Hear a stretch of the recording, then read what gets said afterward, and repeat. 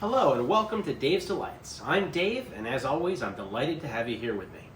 Tonight, we're going to do something a little bit different, and we're going to make some beef stroganoff. I'm also going to do it kind of a little bit of a non-traditional way, which should be interesting. So we've got a whole bunch of ingredients, and then what we'll have to do is we'll switch over to the stove, because this is a stovetop deal. But I wanted to be able to show you the ingredients ahead of time. We're going to have 4 tablespoons of olive oil that's going to be divided up, and 2 tablespoons of butter. Salt and pepper to taste, a pound of steak. In this case, I have a New York strip that I've cut the fat off of. Just kind of trimmed it up. And then I seasoned that with salt and pepper on both sides and let that soak in a little bit. I have 8 ounces of, in this case, cremini mushrooms that have been sliced, like a thick slice. I have 2 shallots that I've done a kind of a tight chop, almost like a dice to. 4 cloves of garlic, minced. A tablespoon of tomato paste. A teaspoon of fish sauce. 2 tablespoons of flour. There is a 1/4 cup of white wine, but that's still in the bottle, so we'll pull that out when it's time for it. 2 cups of beef broth. A 1/4 cup of sour cream. And then for garnish, I'm going to use some green onions that I've cut on the bias. So what we're going to do is we're going to get this stuff over to the stove, and we're going to start cooking it. So I will see you over at the stovetop. All right, so we are back, and I am melting a tablespoon of butter and 2 tablespoons of oil. I'm heating that up in a pan right now. And once that butter gets a little bit melty, I'm going to put in the mushrooms. Just gonna get this going. And now you can see the mushrooms have got a real thick cut because I want them to be hearty. If you want them thinner, that's fine. And you don't have to use creminis. You can pretty much use any mushroom you like. If I wasn't gonna do this, I would probably do a maitake because it's like my wife's favorite mushroom. But this is a little bit more traditional, and I had these, so I wanted to use them. Now we're going to work these around the pan until they start sweating a little bit, and I want them to brown up. They'll start giving off. They'll get hot, and then they'll give off their water, and they'll start looking like they're a lot more cooked. At that point, we're going to take them off and put the next thing in. So just bear with it for a couple of minutes here.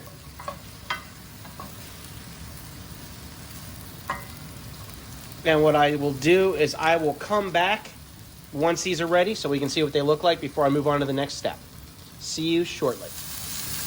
Okay, so as you can see, these are now kind of looking like, well, they look a lot smaller because they've given off a bunch of their water, and now they're looking browned, and they're looking more like, obviously, to be Captain Obvious, they're looking like a cooked mushroom instead of a raw mushroom.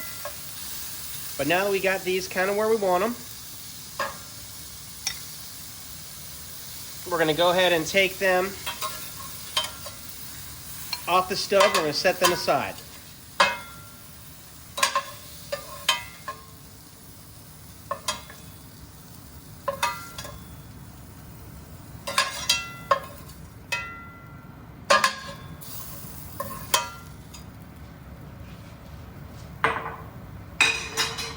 And we're going to add another tablespoon of butter.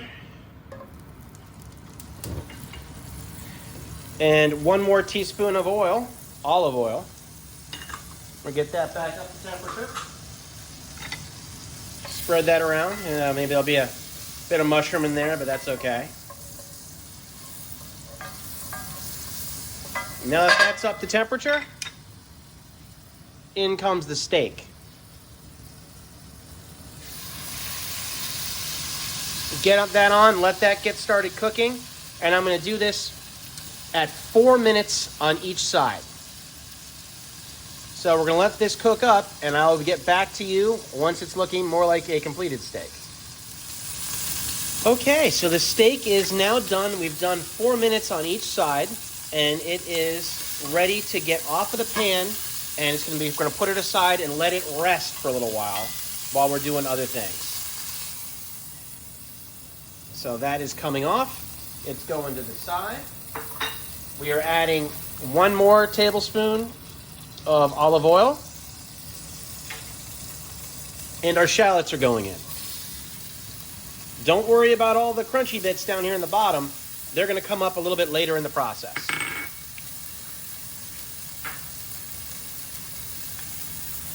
We're going to stir these on kind of we're going to move it down to medium-low heat right now.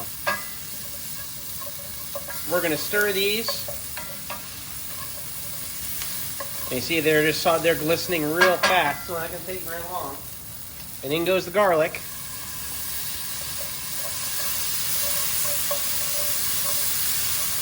And that's immediately becoming aromatic.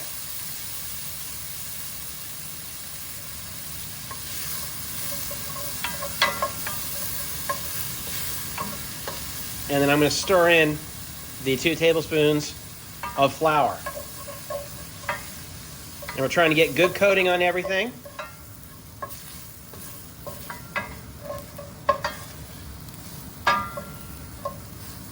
Getting some real nice coating on that.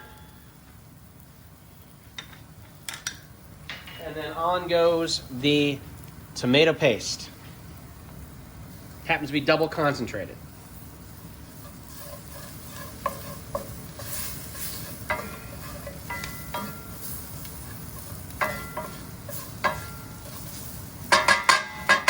And it stirs, as soon as it starts smelling aromatic, it'll be time to add your 2 cups of beef broth.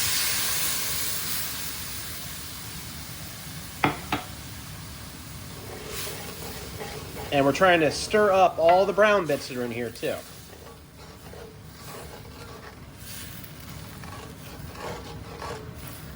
As well as our 1/4 cup of white wine. Now we're going to get this temperature up to medium because I want to bring this back to a simmer, and I'm deglazing this pan with these liquids to get all that good bits up. And we're trying to combine in all the tomato paste. And once I get this up to a simmer, we're going to put the mushrooms back in, and we're going to cook for 10 to 15 minutes until it kind of comes together.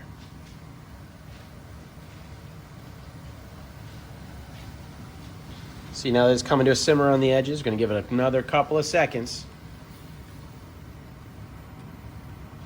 Yeah, that's almost there.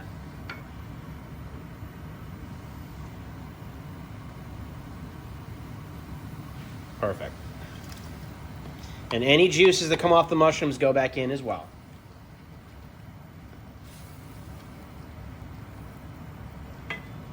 Now with the flour in there, this is going to cook until it thickens. We're just trying to get this until it's relatively thick, a little thicker than a soup. But we don't want it to be solid. So I'm going to let this simmer till it's ready, and I will be back with you shortly. Okay, so this is now thickened quite a bit. You want to get it so that it's kind of stays on the spoon. It's very close. We're still about a minute or 2 out. I'm going back and forth between low simmer and then bringing it back up, and then lowering the temperature and then bringing it back up, just to kind of keep it simmering but not heavily boiling, because we don't want to burn the bottom. But now that we're this close, we're going to add in the final ingredient. And by the way, during the break, I added the 1 teaspoon of fish sauce to get that stirred and mixed in. But here is the 1/4 cup of sour cream. I'm going to go ahead and give that a good stir as we get that in.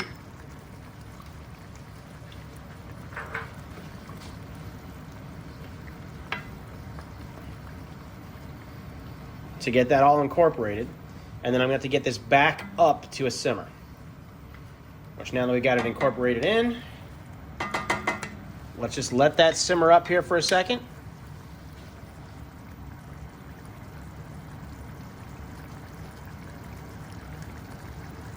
And as you can see, it is nice and thick now. And that will be ready in about 1 minute. That is going to be ready for service. So we're going to switch over to the other camera angle, and we're going to put the meal together. See you in a moment. All right, and now that all of our components are built, it's time to put it together on the plate. Now, what I did on the side, and this is something you can easily do at home, is I made buttered noodles. Boil up some water with some salt, put the amount of noodles, of buttered noodles you want, wide noodles you want in, egg noodles. Follow the manufacturer's instructions, but I boiled these for 8 minutes, and then I dropped butter in and stirred them up and kept them warm. And I'm now ready to put a bunch on the plate. Remember, wash your hands. Allows you to do a lot more with your prep work. Nice batch of noodles out there. Now I'm going to take some of my gravy, my mushroom gravy, which is the stroganoff, and I'm going to ladle that right on. And I sliced up the steak, and it is medium rare. And I'm going to put some of these steak slices across the top. You know, a pound worth of steak should get you 4 portions. So this is a quarter of that amount. Give it a little bit more, because it is just as myself and the wife. And then I'm going to give it another topping of a little bit more of that lovely gravy up over the top. Some shallots that have been sliced on the bias. Some green onions that have been sliced on the bias. There's a little extra topping there. And then, now this is a little surprise that I have. It's an experiment I'm working on. These are Squashkes. Imagine a latke, potato pancake, but my wife was making summer squash bread and had about 4 cups of leftover shredded summer squash. So I added in some onion and 3/4 of a cup of flour and 3 eggs, and then salt and pepper, stirred it up, put it in the refrigerator, let it kind of come together into like a slurry, and made a pancake out of it. And I fried it in hot oil, and they come out really, really nice. And I'm gonna put 2 of those on too, because they'll go with it. And I'm actually gonna add a little bit of this delicious gravy on top of those. And now, voila! We have a lovely dinner that everyone can enjoy. I always love spending this time with you guys, and I hope you do too. And I hope you try these recipes. Now, leave me comments. Let me know how it tasted if you decided to make it, or suggest other things for me. Anyhow, hit like and subscribe, and I will see you next time. Have a great evening.